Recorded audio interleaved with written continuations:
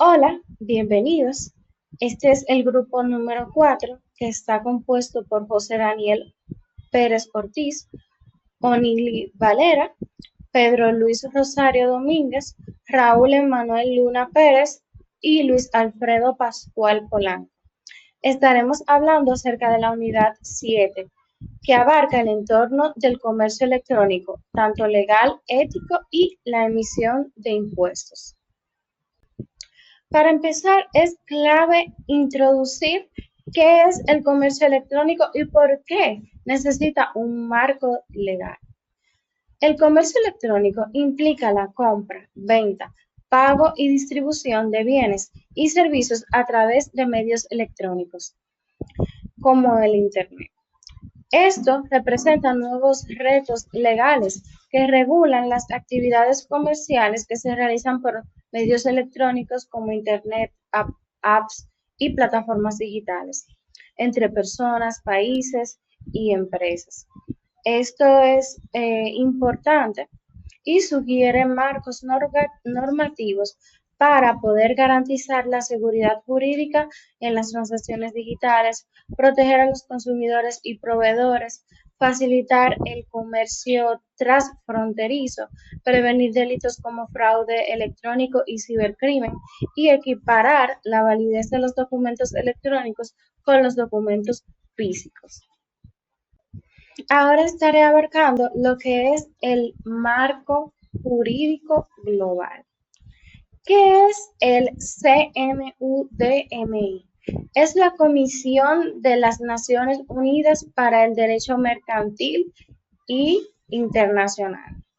Y este se encarga de crear leyes, modelos para facilitar el comercio entre países. Estas leyes no son obligatorias, pero sirven como una guía para que los países redacten o actualicen sus propias leyes. Tenemos los principales modelos, como la Ley sobre Comercio Electrónico de 1996. Esta reconoce mensajes de datos, emails, formularios como equivalentes a documentos de papel. Es decir, que si se envía un email o un formulario online es algo que tiene validez y peso, como si fuese un documento firmado en papel. Y también establece los principios de equivalencia funcional. Es decir, si algo se exige por escrito o firmado, un mensaje electrónico puede cumplirlo. Regula contratos electrónicos, notificaciones, envío y recepción de datos. Luego tenemos la ley sobre las firmas electrónicas, que se ha popularizado mucho este método de firma desde el 2001. Y esta da validez legal a las firmas electrónicas y digitales. Reconoce firmas simples como checkbox y firmas avanzadas como certificados digitales. Y esta define requisitos para asegurar la autenticidad y integridad de documentos, que le da la misma validez como si fuese un documento firmado y sellado, timbrado en papel. Luego tenemos dentro del marco jurídico global la Ley sobre Documentos Electrónicos Transferibles del 2017 y esta facilita el uso de documentos como conocimientos de embarque electrónico, pagarés y cartas de créditos digitales. Promueve la digitalización de documentos del comercio marítimo y financiero. Tratados y convenios internacionales. ¿Qué son? Son acuerdos multilaterales entre países para eliminar barreras técnicas, proteger a consumidores y empresas, también combatir los delitos informáticos.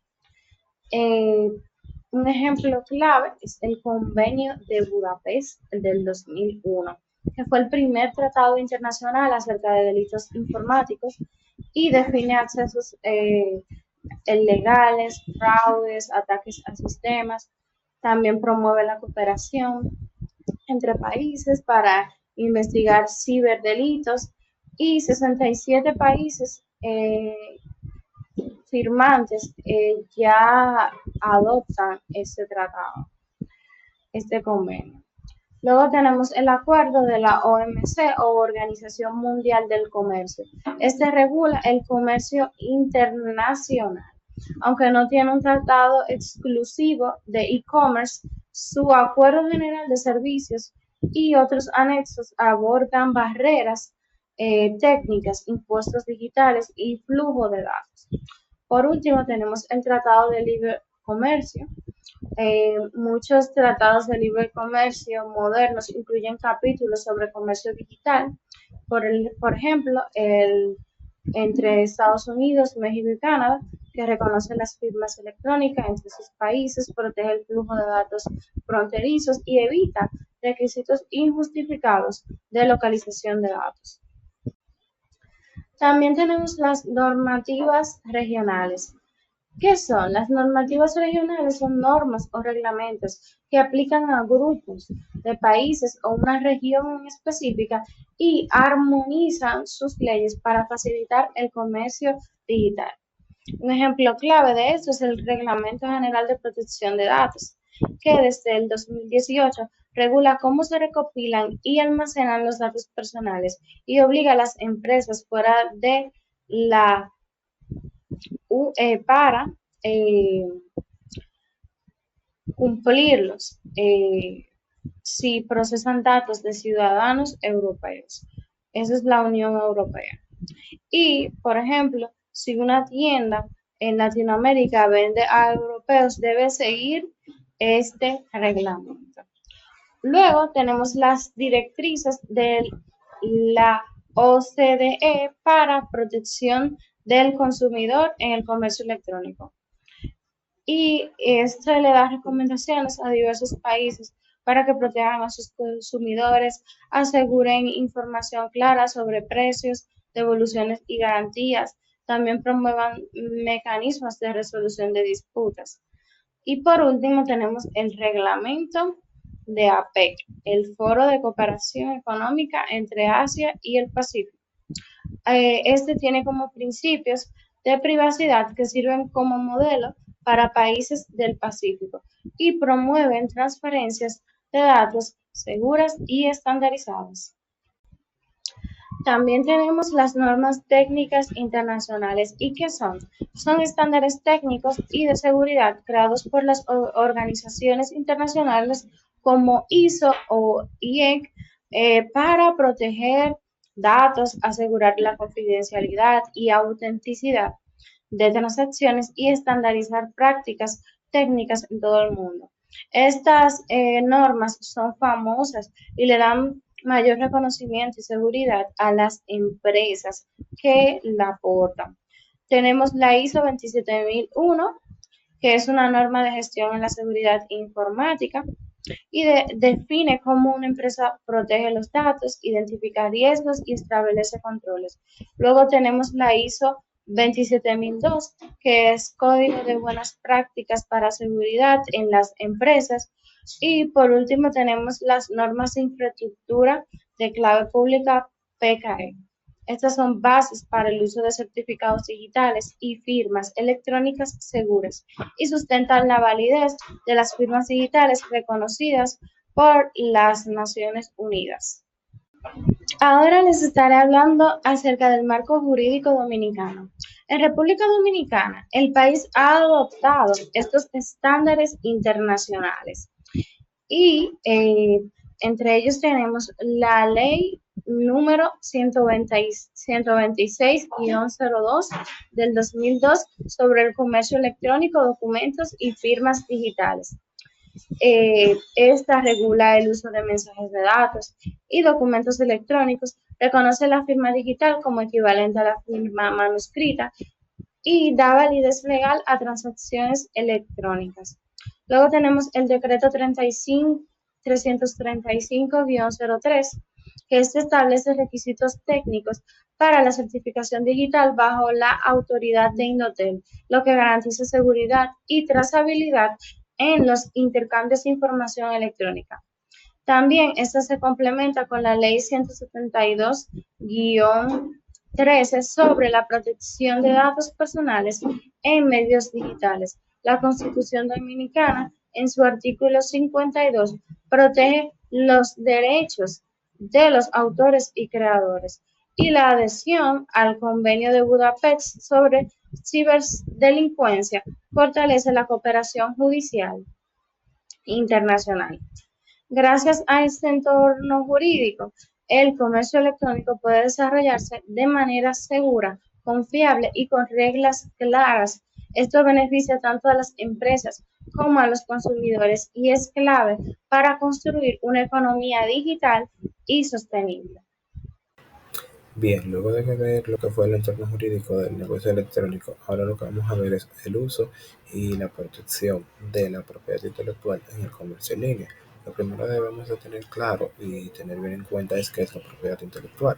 La propiedad intelectual es el derecho que tienen los creadores sobre sus obras, independientemente de cuál sea el tipo de obra que se cree. Eso se hace durante un determinado tiempo, donde la persona tiene su marca, su obra, su invención y demás registrada, y esto lo que le permite es asegurar su uso, difusión, explotación, etcétera. En el caso del comercio en línea, la propiedad intelectual es bastante usada, ya que en el comercio en línea lo que se hace es vender artículos, productos, marcas, servicios, etcétera. Entonces, con la propiedad intelectual hace que cada uno de los actores que están dentro del negocio en línea o del negocio del comercio electrónico tenga lo que son sus productos, sus servicios, sus inversiones aseguradas de que otra persona no pueda, digamos que explotar una marca ya registrada por otra persona.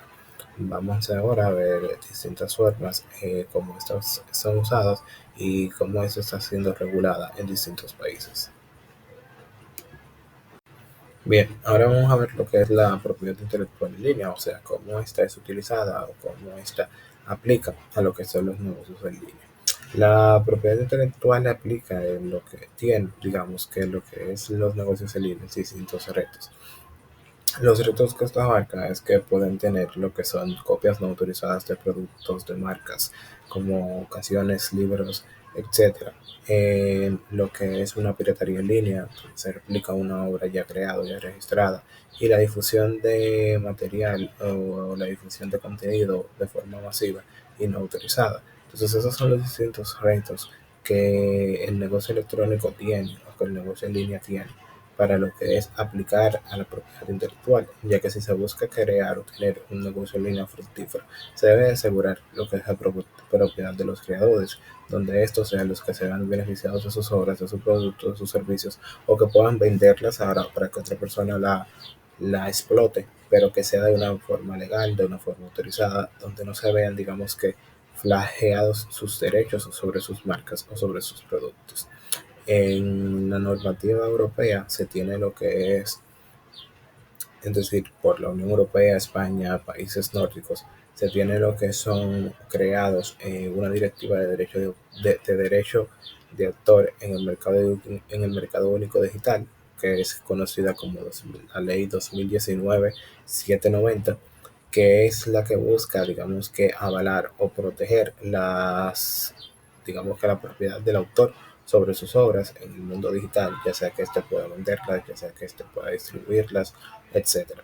Además de esto está la propiedad intelectual española, la ley de propiedad intelectual española, la cual protege lo que son obras literarias, artísticas, programas informáticos, bases de datos, etcétera, obligando a lo que son los prestadores de servicios a lo que es respetar la titularidad de los derechos del autor y cooperar en su control y sana difusión, donde esto siempre sea bajo las normas y bajo las reglas que establezca el autor y que establezcan las leyes.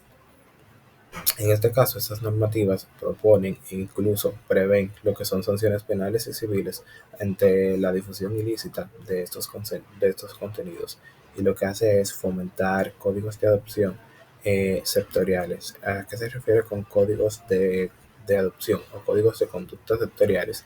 Es decir, que en caso de que una obra o digamos que algún artículo, marca, producto sea, digamos que explotado de una forma no autorizada, digamos que lo puede sectorar por sector, es decir, por el sector de telecomunicaciones, si es un servicio, si es o el sector de tecnología, si es algún sistema informático, si es alguna base de datos informática, en el sector literatura, si es cada uno, digamos que está regulado de una forma diferente a través de esta ley. Entonces, eso lo hace con la parte de las sanciones, como podemos ver aquí, y ya más adelante seguiremos viendo más cómo esta es aplicada en el caso de la República Dominicana. La República Dominicana tampoco se ha quedado obsoleta en lo que es la propiedad intelectual, la protección de su uso, su difusión, etcétera, ya que ha creado lo que es un marco legal que busca proteger a los autores de, digamos que de un uso no autorizado de sus obras. En el caso de la República Dominicana tenemos lo que es la Ley 2000 o la Ley de Propiedad Industrial, la cual digamos que fomenta la protección de la propiedad intelectual. Además de esto, tenemos la ley 6000, que es la ley del derecho de autor, que implementa lo que son acuerdos institucionales, como lo que son el Convenio de París, el PTC, el acuerdo de la IADPIC y el convenio de Berna. Es decir, son distintas leyes que digamos que fomentan lo que es garantizar los niveles de una buena y sana difusión de las marcas registradas en la República Dominicana. Además de esto, cuenta con lo que son dos instituciones gubernamentales, las cuales buscan lo que es un registro correcto, oportuno, de lo que son las patentes, marcas y más para garantizar la propiedad intelectual de las personas o de sus marcas. En este caso tenemos lo que es la ONAPI, que es la Oficina Nacional de la Propiedad Intelectual, la cual administra lo que son marcas, patentes, diseños industriales, etcétera, en donde las personas tienen que ir a patentizar sus marcas, a patentizar sus productos a través de esa institución, que es la única que lo permite y la única que lo regula en la República Dominicana. Además de esto, tenemos la ONDA, Oficina Nacional de Derecho de Autor, en la cual lo que busca es supervisar los derechos de autores y los convenios de estos a través de esta institución. Digamos que ahí es donde los autores se registran al momento de tener sus informaciones bien organizadas, sus informaciones bien claras, y que a través de esto puedan entonces patentizar y registrar sus marcas.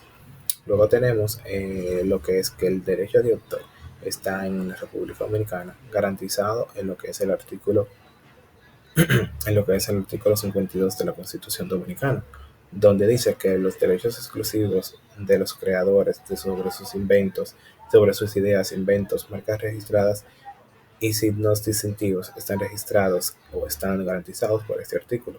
Es decir, que de igual forma, aunque esto se explote por el negocio en línea, esto tiene que, digamos, que respetar lo que son las licencias correspondientes y lo que está garantizado tanto por la Constitución como por las leyes dominicanas.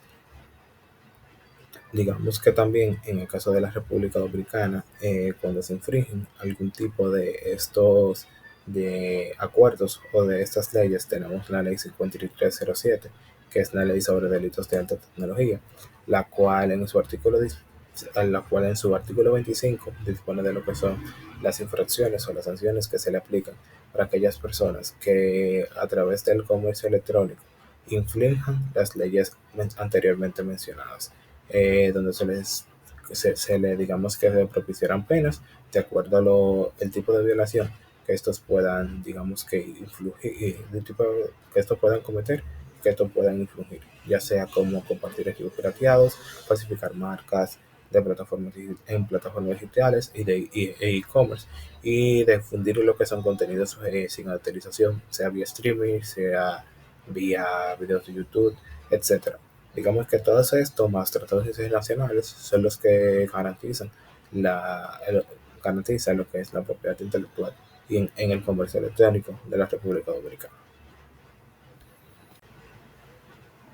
Bien, ya para continuar y por último de mi parte, tenemos lo que son algunos casos de violación del derecho de la propiedad intelectual y cómo se aplicaron las leyes o el marco legal definido para esto en distintos países. Tenemos un caso de la República Dominicana, donde en 2022 el Ministerio Público Dominicano indicó que más de 683 casos de violación de la propiedad intelectual fueron procesados por este Ministerio Público, lo que nos indica que no solamente se está quedando en definir o tener leyes que regulen o que digamos que imputen civil y penalmente a las personas que violen la propiedad intelectual, sino que también tenemos una aplicación correcta de esas leyes por parte de los organismos pertinentes, como es el Ministerio Público Dominicano, que es el encargado de velar de que se cumplan las leyes y es el encargado de velar de llevar justicia a los dominicanos. En este caso tenemos que han aplicado o que han llevado estas leyes a más de 683 casos que fueron registrados en 2022.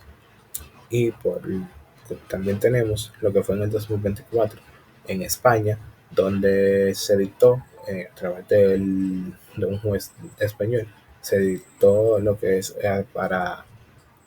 se dictó lo que fue una sentencia que es considerada pionera en España, ya que que es la primera que se conoce o que ha tenido un grado de importancia mayor. En este caso, donde un sitio web conocido como La Roja Directa fue condenado por retransmitir ilegalmente lo que fueron partidos de fútbol abiertos en territorio español, lo que ordenó que que tendrían que pagar lo que es una suma de más de 31 millones de euros a lo que, a lo que es el medio que tenía los registros de esta marca. O sea, que tenía esta marca, los derechos de esta marca, que era Media Pro. Entonces, este es un caso donde vemos cómo se aplica y cómo las leyes han sido cumplidas y cómo se aplican las sanciones, donde en el caso de España un medio o una organización como la Roja Directa tuvo que pagar más de 31 millones de euros por no tener los derechos registrados de los partidos de fútbol y poder transmitirlo en España. Esto ha sido todo de mi parte. Mi nombre es José Daniel Pérez, matrícula 220961. Muchas gracias por su atención. Saludos, mi nombre es Saúl Luna y les voy a hablar sobre ciberdelincuencia y terrorismo. Es importante destacar que hoy cualquier delito se puede volver digital, desde los fraudes, el espionaje y hasta el terrorismo se ha mudado a la Internet. La ONU ya negocia una convención mundial en Europa. Las directivas tipifican claramente estas conductas. O sea que en otras palabras, los estados se están coordinando porque ningún país puede protegerse solo. Me gustaría destacar algunos casos de la vida real que han sufrido algunos países. Bueno, en el 2015 se produjo el primer caso masivo de un apagón digital donde unos hackers derribaron la red eléctrica y millones de personas quedaron sin luz en pleno invierno en Ucrania. Eso demuestra que la infraestructura crítica es el objetivo favorito cuando hay conflictos armados. Otro caso muy importante es el de NotPetya en el 2017, donde se empezó como un ataque local a Ucrania, pero lo que era algo local se propagó y paralizó empresas globales, generando pérdidas de hasta 10 mil millones de dólares. Eso deja muy claro que un ciberataque no respeta fronteras ni sectores. Otro caso importante también es el de Frosty Group en el 2024. En enero de 2024, en Lyft, piratearon los sistemas de calefacción durante una ola polar y el daño no fue solamente de dinero, sino que también puso vidas en riesgo. Además de eso, se usaron las mismas tácticas de 2015 que fueron phishing, puertas traseras y malware. Otro caso también interesante que pasó en Francia en el año 2017 es que miles de emails de la campaña del presidente Macron se filtraron justo antes de la votación. Entonces, eso dio un impacto muy negativo, porque sembró la desconfianza y la desinformación. Eso es puro terrorismo informático que no tumba solamente un servidor, sino que ataca directamente a la democracia. Otro punto a destacar son algunas leyes de nuestro país. En República Dominicana, en el 2007, pues, reaccionó con la ley 5307, que condena con hasta 30 años por atentar contra la seguridad nacional o hacer un terrorismo electrónico, que son medidas bastante fuertes para este tipo de delitos, lo que muestra la preocupación del país. Hay pocas leyes en nuestra región de Latinoamérica que sean tan severas, pero lo que busca es disuadir a las personas de hacer estos tipos de ataques. Un caso que mencionar de la República Dominicana es el ransomware Quantum, que afectó al Instituto Agrario Dominicano. Eso fue en el 2022. El instituto perdió datos claves por causa de ese ransomware y el pago que se exigía no garantizaba recuperar nada. El costo real, al final, fue la interrupción de algunos servicios públicos. Ahí vemos que a pesar de las medidas tan drásticas que ha tomado el país en cuanto a la cantidad de pena con cárcel de 30 años, aún esas medidas no han sido suficientes para evitar que esos ataques se sigan dando. Otro caso también importante fue en el 2023, donde se dio la filtración de información en, en la Dirección General de Migración. La confianza ciudadana, obviamente, lo resiente porque se expusieron datos personales y el daño que le ha hecho eso a la reputación de esa dirección, yo diría personalmente que es algo irreversible. Quisiera resaltar también, para que tengamos un contexto, de que esas tácticas, sino que simplemente son nuevas adaptaciones de delitos y trampas que ya han existido. Entonces, aquí resalto que los métodos cambian, pero son las mismas tácticas. Vamos a ver algunas importantes. Bueno, está la falsificación de dinero, que data de hasta 600 años antes de Cristo. Es una práctica que empezó en la antigua Lidia y era la misma lógica que se utiliza ahora. Es corromper la confianza de la moneda. Hoy lo hacen con bits y criptomonedas y antes lo hacían con el método de pago que se utilizaba. Otro tipo de crimen importante son las estafas Ponzi, las estafas piramidales. Un poquito de contexto, Charles Ponzi, él prometía rendimientos imposibles y ahora lo que existen son esquemas de DeFi falsos. Entonces cambia el canal, pero no cambia el truco. Son promesas irreales y el miedo que crean las personas de perder la oportunidad a veces los hace saltar al vacío. Otro caso importante son los fraudes, fraudes de seguros que datan, según investigué, desde tercer siglo antes de Cristo. Una persona llamada Egestratos dice que hundió su barco para cobrar el seguro. Entonces, hoy algunos apagan a sus servidores para reclamar rescates o seguros cibernéticos. Otro fraude de la antigüedad que se sigue utilizando ahora son los fraudes con telegramas que se daban en los años 1800. En Londres lo que se hacía es que se falsificaban los sellos telegráficos. Hoy lo que se hace es que se crean tarjetas SIM o se crean QR maliciosos con el fin de no pagar servicios. También está el caso del franking de los años 60, donde usaban unos silbatos especiales de cierta frecuencia para llamar gratis. Hoy se usan hackeos en los sistemas de voz sobre IP. Lo importante o lo que quiero resaltar es que cada nueva red, cada nueva tecnología crea una nueva superficie para esos ataques que ya existen. Bueno,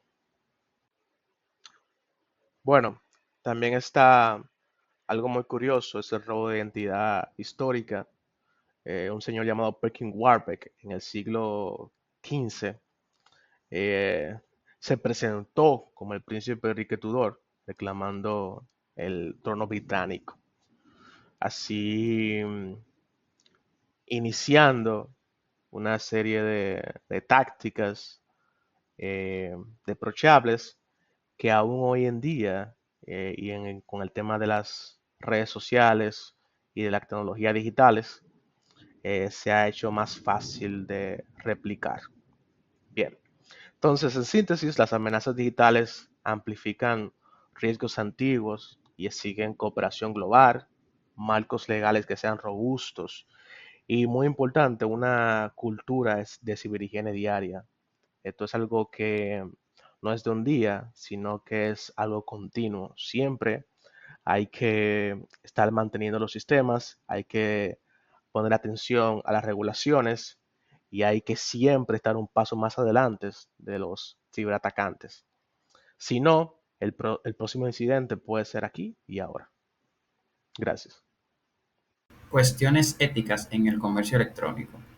El comercio electrónico no solo implica transacciones económicas por medios digitales, sino que también plantea desafíos éticos fundamentales que deben ser atendidos por los estados, las empresas y los usuarios. Entre los temas más importantes destacan la privacidad de los datos personales, la transparencia en las prácticas comerciales, la equidad en el acceso digital y la responsabilidad social de las plataformas y proveedores de servicios. Privacidad. Uno de los principios éticos más relevantes en el entorno digital es el respeto a la privacidad. Las empresas que operan en línea recolectan grandes volúmenes de información personal, desde nombres, direcciones, tarjetas de crédito, hasta hábitos de navegación y consumo. Esta información mal gestionada puede ser utilizada para prácticas abusivas como la venta de datos sin consentimiento o perfilado agresivo de usuarios para manipular sus decisiones de compra. A nivel internacional, la Unión Europea ha sido pionera con la implementación del Reglamento General de Protección de Datos (GDPR). Esta normativa no es solo jurídica, sino también ética, al establecer principios como la privacidad desde el diseño y el consentimiento informado. Estos principios obligan a las empresas a diseñar sus plataformas priorizando la seguridad de los datos y al no utilizarlos sin el permiso claro del usuario. Tenemos la transparencia. La transparencia en los procesos comerciales digitales también es clave. Esto incluye mostrar claramente los precios, condiciones de venta, políticas de devolución y costos ocultos. Asimismo, se exige una publicidad honesta, leal y veraz para evitar la manipulación de los consumidores.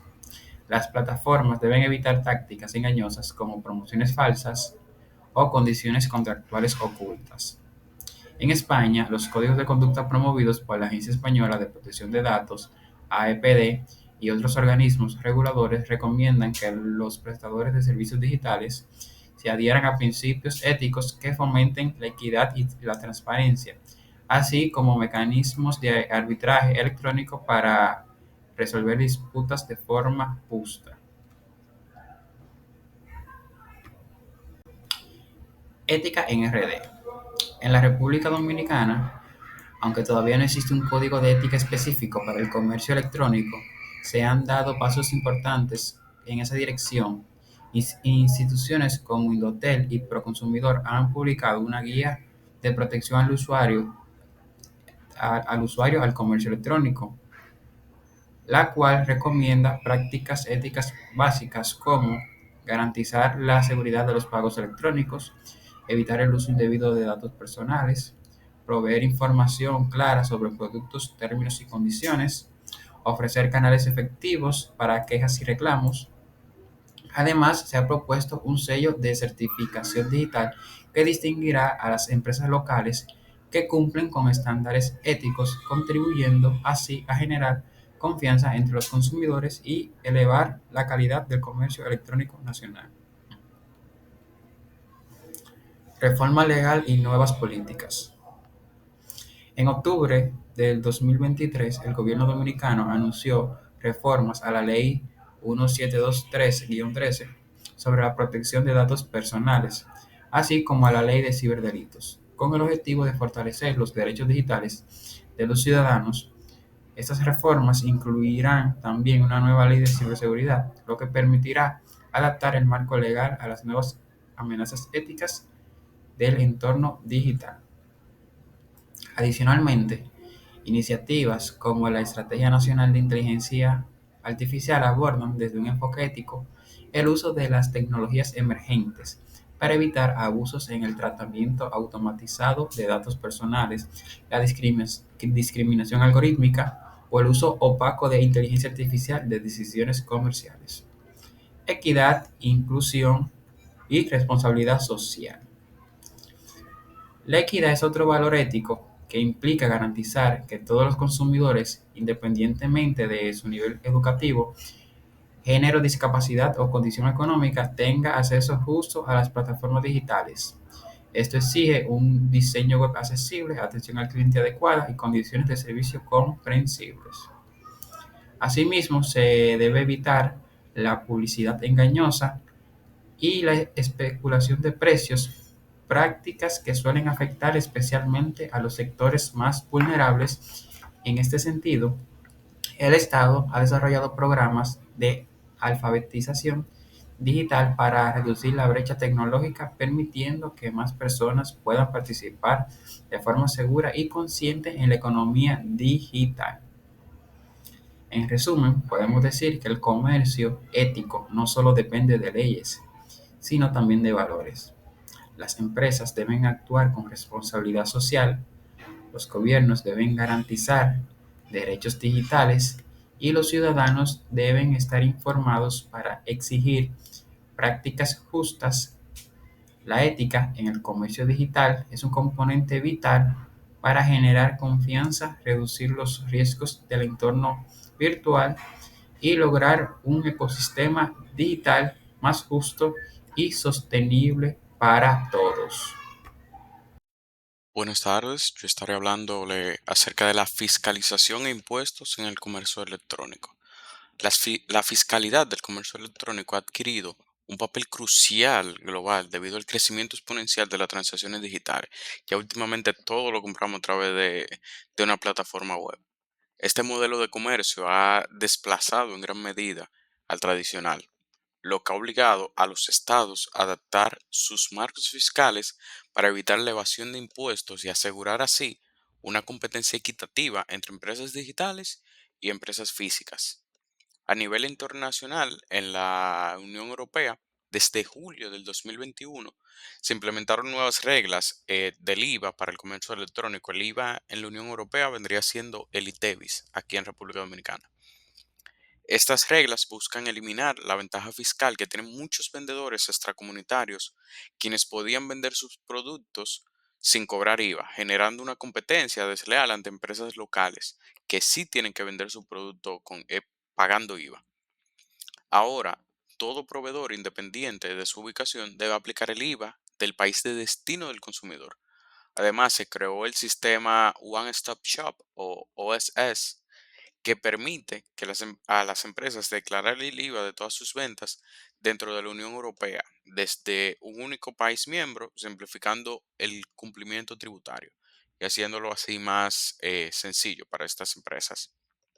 A nivel global, la Organización de la Cooperación para la Cooperación y el Desarrollo Económico ha liderado una iniciativa para establecer un marco fiscal justo bajo el proyecto Base Erosion and Profit Shifting.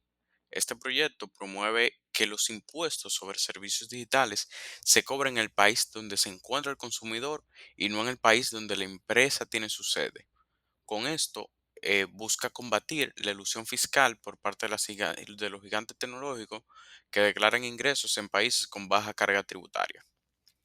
En República Dominicana, nuestro país, la fiscalización del comercio electrónico se rige principalmente por el impuesto sobre transferencia de bienes industrializados y servicios, o como lo conocemos, el ITEVIS, que como le mencioné anteriormente, es el equivalente al IVA en la Unión Europea, con una tasa general del 18%, aunque inicialmente concebido para transacciones físicas, en los últimos años se ha ajustado para incluir operaciones digitales también. Uno de los avances más importantes ha sido la emisión de la norma general 05-2019 de la Dirección General de Impuestos. Esta norma obliga a proveedores extranjeros de servicios digitales como Netflix, Spotify, Google Ads, Uber, entre otros, a registrarse ante la DGI y declarar mensualmente el ITEVIS sobre los servicios consumidos por usuarios dominicanos.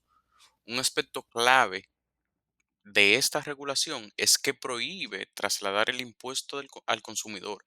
Es decir, el proveedor debe asumir el costo del ITEVIS garantizando una competencia justa con las empresas locales que ya estaban sujetas al impuesto. Además, con la aprobación de la ley 3223 se estableció la facturación electrónica obligatoria en el país. Es decir, que todos los comercios deben hacer el uso de la facturación electrónica. Esta ley exige a todas las empresas emitir comprobantes fiscales electrónicos y reportarlos automáticamente en el sistema de la DGI.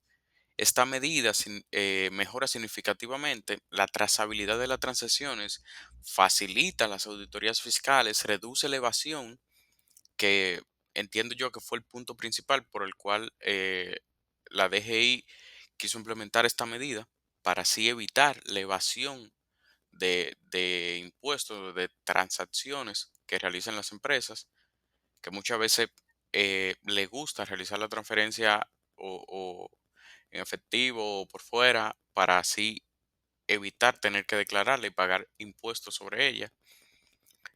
Y también esto fomenta la transparencia, especialmente en los entornos digitales.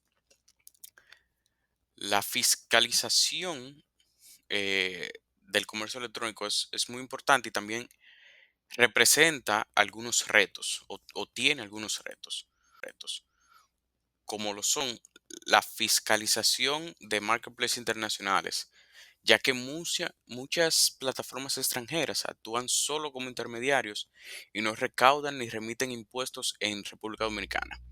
Algunas de estas plataformas son Amazon o eBay, que simplemente funcionan como intermediarios. También Facebook Marketplace son plataformas intermediarias, la cual lo que se compra o se vende por ahí no, no declara ante la DGI. También otro de los desafíos que representa es la dificultad para controlar criptoactivos o servicios descentralizados. Actualmente, con el auge de los pagos con criptomonedas, surgen muchos desafíos con el rastreo de estos ingresos y cumplimiento tributario, ya que no hay una trazabilidad de estas transacciones, lo cual impide a la Dirección General de Impuestos Internos poder rastrear esta transferencia y poder fiscalizar estas transacciones. La economía colaborativa y servicios peer-to-peer, servicios como Airbnb, Uber, Fiverr, difuminan las líneas entre consumidor y proveedor y dificultan así también la fiscalización. La educación y adaptación tecnológica, ya que muchas empresas desconocen los cambios en la normativa digital o no tienen infraestructura para cumplir con los servicios digitales. Y por último, uno de los desafíos también es la interoperabilidad internacional, ya que es necesario avanzar en acuerdos bilaterales o multilaterales para el intercambio automático de información fiscal, especialmente con países donde operan esas plataformas de comercio electrónico, donde las más grandes que conocemos, que son eBay y Amazon, se encuentran en Estados Unidos. Entonces, uno de los desafíos de la fiscalización en el comercio electrónico es poder establecer acuerdos con estos países, en este caso Estados Unidos, para poder buscar la manera de fiscalizar y que se puedan recaudar también los impuestos sobre estos artículos que se compren o se vendan. Con esto podemos ver que la fiscalización del comercio electrónico no es solo una medida de recaudación, sino también una estrategia para garantizar la justicia fiscal y competitividad equitativa, ya que plataformas digitales que no pagan impuestos pueden vender los productos más baratos y así afectar a los comerciantes locales que sí tienen que pagar los impuestos. La República Dominicana ha dado pasos firmes en esta dirección con la aplicación del ITEVIS a servicios digitales extranjeros y la implementación de la facturación electrónica. No obstante, persisten muchos retos que requieren innovación tecnológica, cooperación internacional y una evaluación constante del marco normativo. Eso es todo por nuestra presentación. Muchas gracias.